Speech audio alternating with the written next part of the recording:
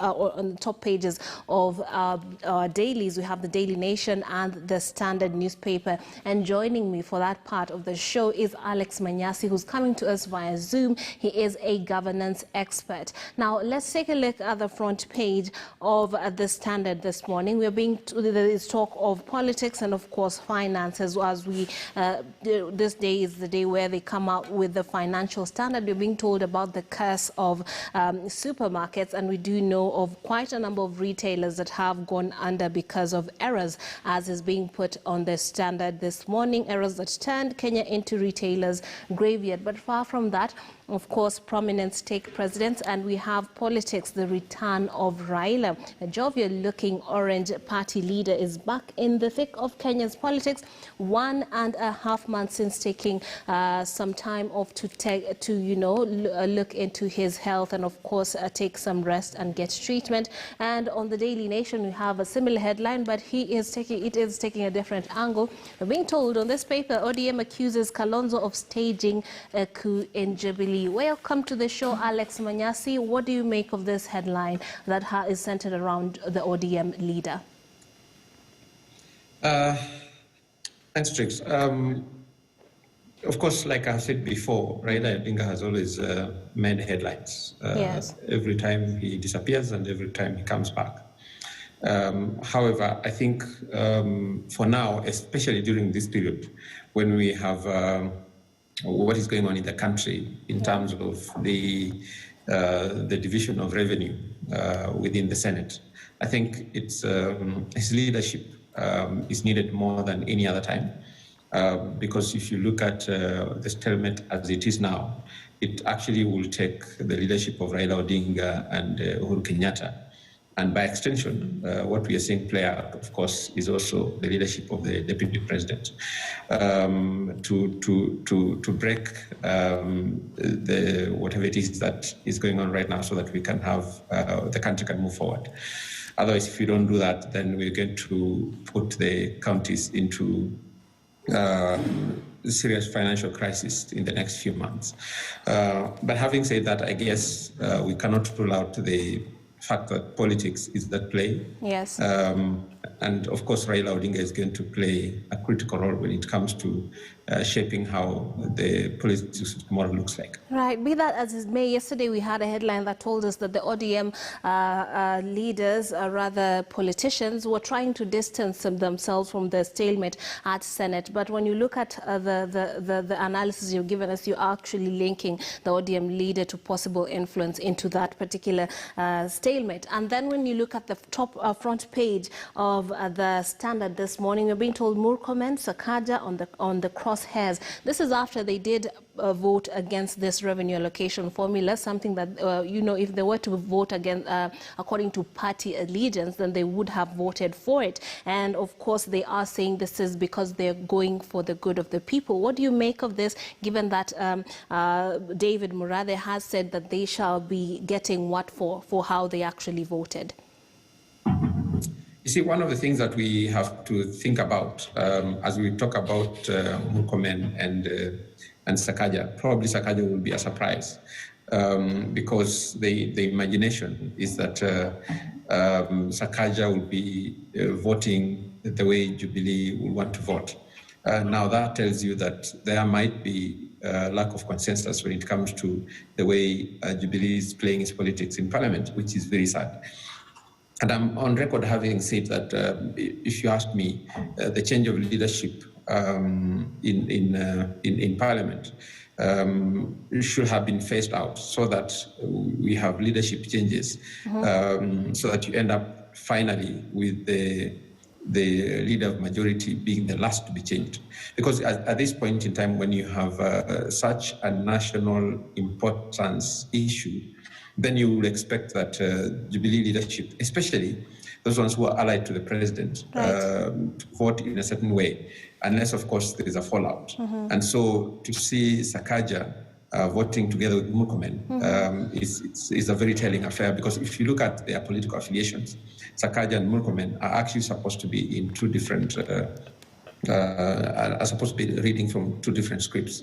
And so it's a bit surprising to actually see that the two of them can be voting on the same line. And all of us know that interests of Kenyans aside, those discussions should have happened before coming to Parliament, not on the floor of the House.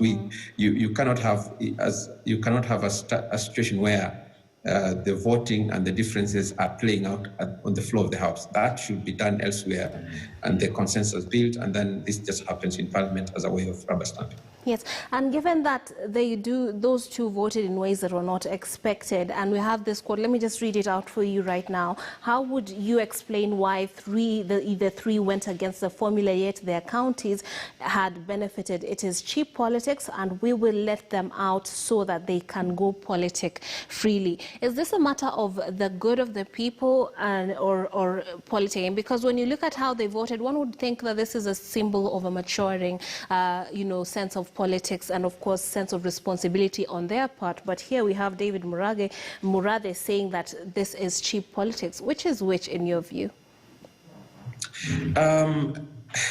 You may not rule out politics in this whole scenario. However, I think for Murathe to say that, probably he knows more than we do. Maybe Sakaja is positioning himself in a different way. That we cannot rule out. But having said that, I guess, like I said, it's more telling that him and Murkomen will actually be voting on the same line. Yeah, but as a country and as a party, they should be having those discussions that Murathe is talking about elsewhere, and bringing that in Parliament when that has already been decided upon. So in my view, if you ask me, it's more of lack of leadership. And if there are rebels within the same grouping, then that should be dealt with at a different forum and not in Parliament. And if Sakaja is, for example, positioning himself for in a certain way, then that's likely to play out in the next coming months. And we did have Johnson Sakaja saying earlier on that he is for that. He's not going against the government. He's just doing what he feels is conscientious rather than just going according to the politics of the day. But far from that, let's take a look at a story that has to do with cartels. We're being told on the front page of The Nation, and you have to put this into context. This has to do with the fight against COVID-19. Tenderpreneurs, of course, are fighting, and cartels are blocking locally made COVID kits in tender wars. And now there is a new rule that requires you to pay a certain percentage of the worth of that particular tender if you want to go against, if you feel that to stop it because you feel it has been allocated in a way that you have a problem with. Maybe you feel it should have been given to you, but then it was given to someone else and you want to go against it and have justice, so you might have to pay some fees. Do you think this is going to put an end to this particular problem? Particularly, this is at a time where these goods that are going to be procured by certain tenderpreneurs are quite important and vital for the survival of very many in the country. Issues of tenderpreneurs and those kind of things, and how it plays out in terms of people wanting to make money is not new to this country, and it's not new ends elsewhere. Probably what we should be more concerned about is the cost that comes with it, right? And number two, the quality, the cost and the quality of the equipment that we get. So if those two are guaranteed and there's fairness in the process, then we are not likely to be worried as consumers.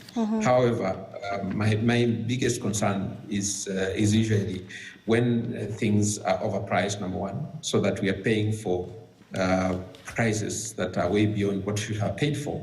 And secondly, when the quality is not guaranteed, like, for example, we saw in the news, I think yesterday or the day before yesterday, right, where Kev was recalling certain equipment that had already been sent out for use. Now, you see, that is extremely alarming, because that means that you could be using a mask that just is not protecting you. And so the health workers are actually right to demand that this be looked into. Now, Kenya Bureau of Standards has been in the news for a long time, and I don't know how we'll fix that as a country. Everything that is in the shelf has never had a guarantee of safety. yes, we are told that these things are certified to come into the country. But by the time they're being recalled, so if someone starts asking, at what point did you drop the ball? Then what process was followed? Was something done? Were these things tested? Or were they given a certificate of conformancy before coming into the country? So all these things are very basic questions. And that's why sometimes I have a problem with my country when we do not have a way of dealing with very basic things. I am not at Kev, but I can tell you for sure what needs to be done.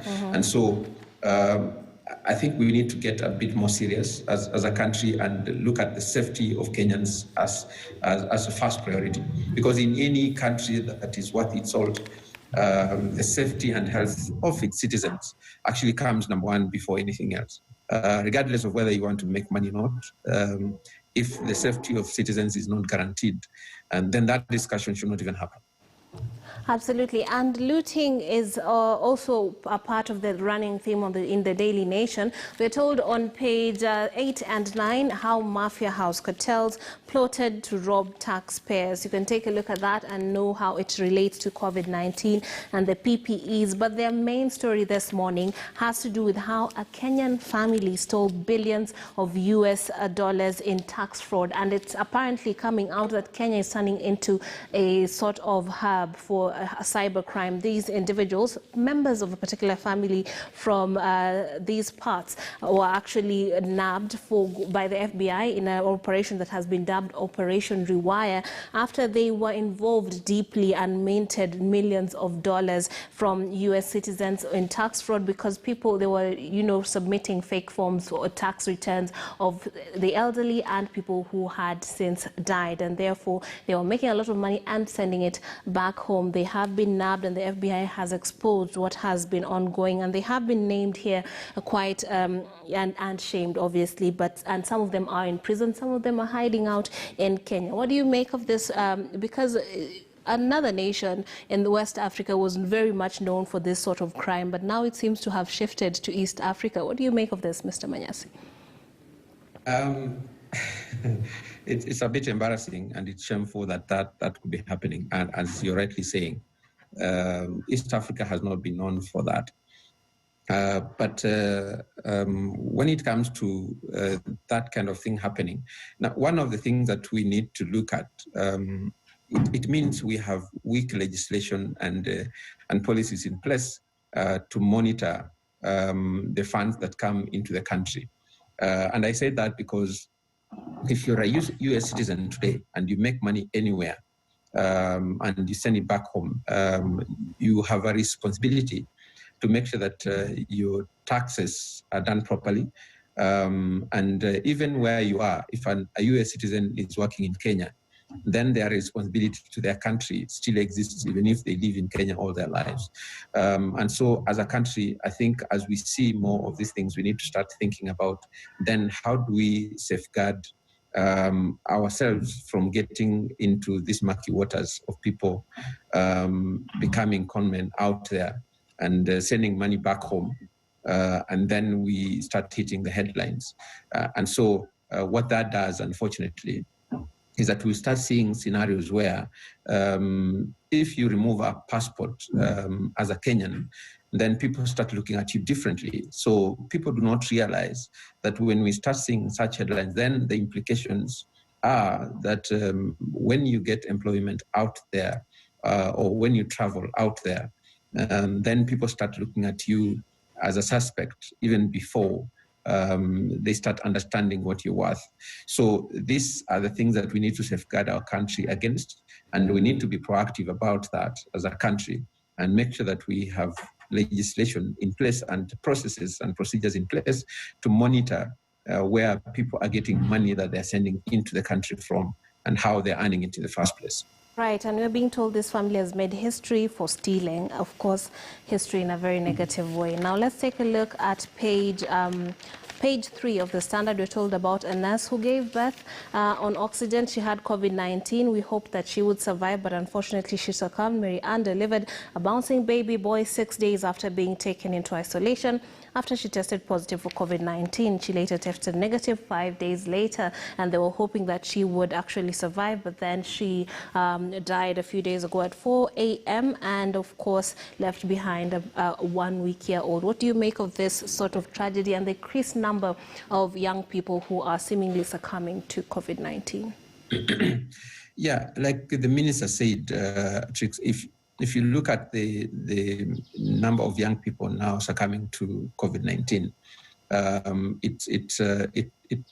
it pours water to question the very aspect that initially was put out there, that young people, for example, could not get COVID-19. However, it's sad that we're also seeing young children also succumbing to COVID-19, which is very sad. And therefore, it's becoming a reality that anybody can actually be affected by COVID and anybody can die out of it, regardless of whether you're young, you're a toddler, or you're an old person.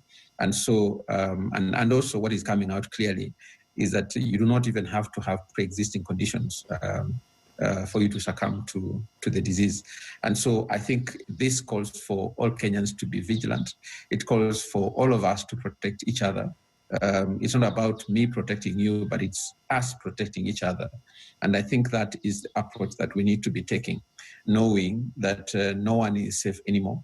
There's no age bracket, there's no condition. And of course, there are others who are more likely to be susceptible than others.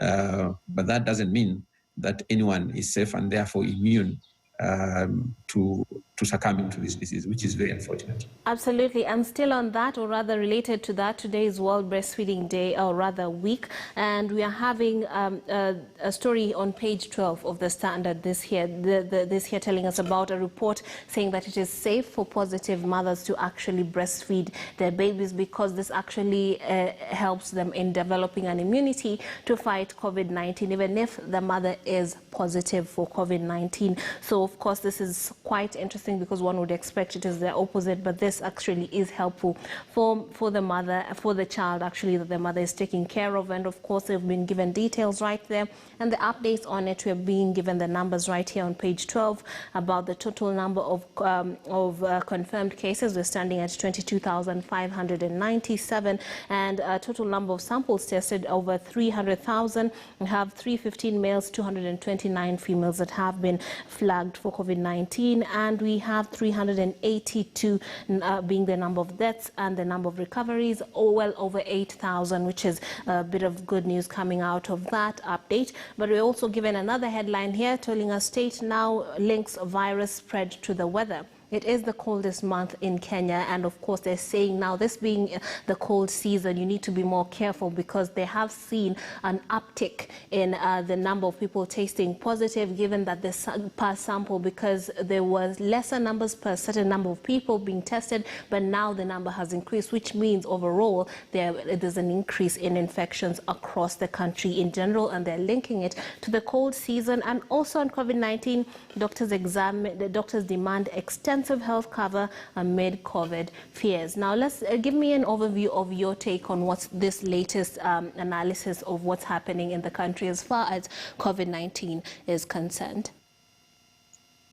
Yeah, it's a bit interesting that we are now being told that the weather has a bearing on COVID-19. You remember when this disease showed up, there's some people who said, oh, you see, Europe is cold during certain times, and therefore Africa is a bit warmer, and so the reason why the infections are low. All those things were actually being discussed by experts out there. And at that time, the experts said that is not true. And they said that the weather has nothing to do with this virus. So it's interesting that we are now seeing the ministry and the experts within the ministry saying that the weather has a bearing on the infections, which is a bit surprising to most of us who are not medics. But having said that, I guess as we move into this stage, of course, some of us think that this month of August and September and maybe October are going to be very interesting months. And so the only thing that we can tell Kenyans is please be very careful. Move out there. The reason why we're doing Zoom and not being in studio today, for example, is the fact that they're not very interesting months to be all over the place. But just to have a mention on breastfeeding, World Global Breastfeeding Day, I think the best gift that a mother can give to their child is actually breastfeed them. I'm not a medic myself, but if you look at the benefits that accrue from this, then it's important that breastfeeding, especially exclusive, is actually done. And if you think about the way the breastfeeding aspect, moving away from science, even the way it was designed as from a human being, it's interesting that even an HIV positive mother can actually breastfeed exclusively. And now we are told that a COVID positive mother can also breastfeed exclusively, which is very interesting because that is what the baby needs in their first 6 months of life. That might just make the difference between being alive and not making it in life. And so I think it's important for mothers to think about the fact that being a parent is a responsibility that has been given to you. And therefore, it's your responsibility to take care of that child so that they can also live to be there tomorrow to take care of another human being. And so, especially during this period, when COVID is all over the place, you can imagine that the immunity of that child is paramount to their survival, and they need it at every cost. So that is the only thing that you can do with that child that will be with them all their lives. Absolutely, and we're being told on page 12, vaccine at last, some hope of triumph in clinical tests. That's some of the many stories that cover on COVID-19 that the nation has. They also have the numbers from a worldwide perspective on where we are at right now. And of course, that warning from CAS Rashid Aman about the cold weather and why you need to be even more careful right now. What do you make about the possibilities of finding a vaccine right now? The Standard is also having a similar story, but they are taking a look at the challenges, why it is quite difficult to find a vaccine right now, given the rate of infections right now. So what do you make of that, and perhaps Kenya's role in, trying to find a vaccine, because we're told we are participating in vaccine trials earlier on, a few days ago. What do you make of this? So, Trix, without going into the merits and demerits of whether we're getting a vaccine or not, I just want to focus purely on the logistical part of getting a vaccine today. What Kenyans need to know, and I'm doing this so that we don't start being reckless. Number one, what we need to know is that if a vaccine is to be found today, two things will happen. Number one, that priority will be given to those countries in Europe. That's a fact. And so before even that vaccine ends up in a country like Kenya, it will take about 6 months for that to happen.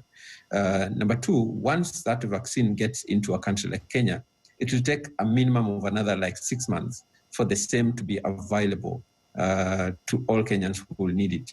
So we are talking about at least about a year between when the vaccine is finally available and when it's going to be possible for it to get to the people that it needs to get to.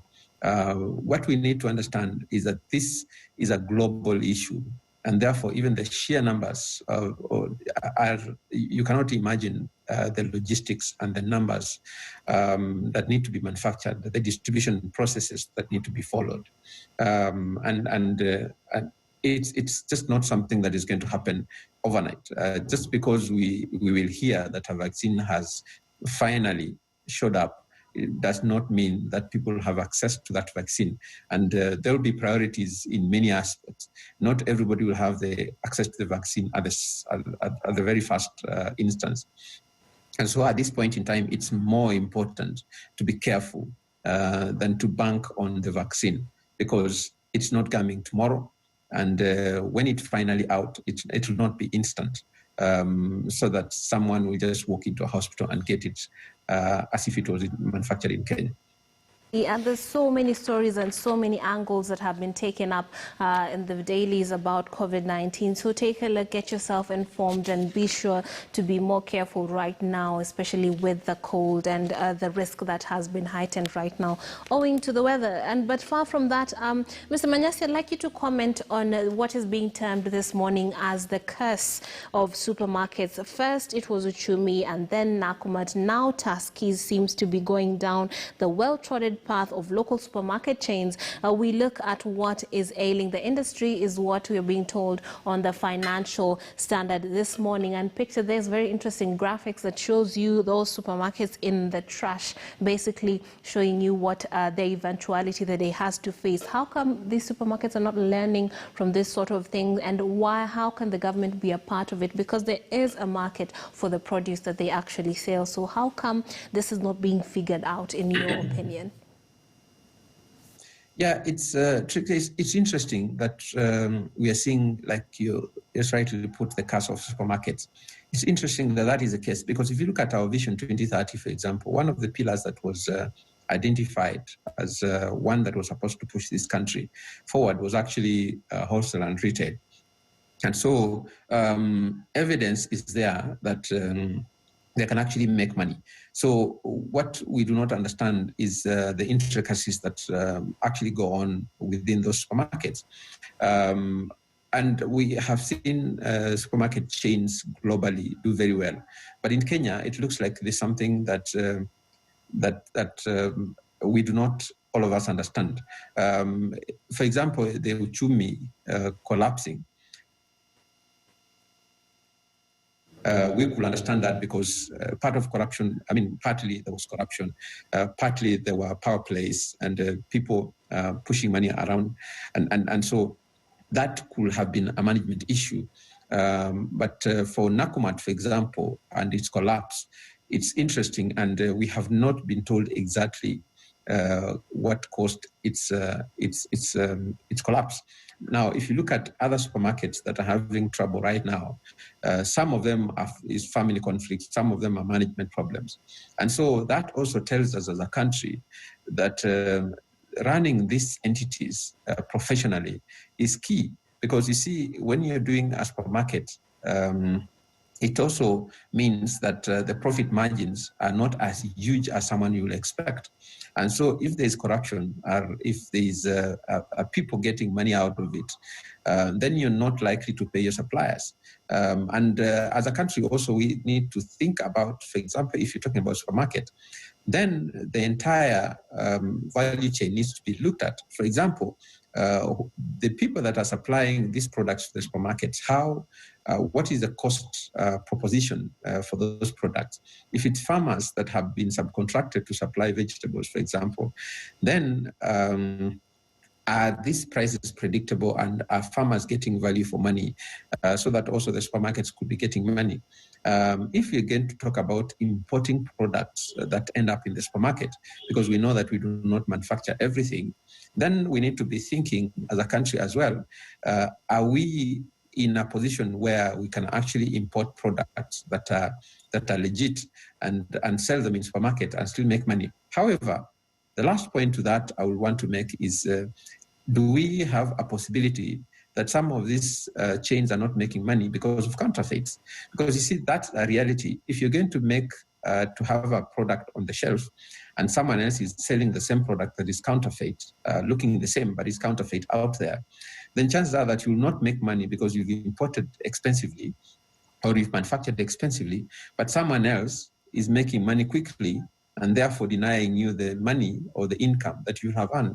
So a big analysis needs to be done so that we find out exactly, because I refuse to believe that supermarkets are collapsing because of lack of revenue or lack of profits. I refuse to understand, because if you look at the Kenyan economy, Kenyans spend a lot of money, and Kenya is a third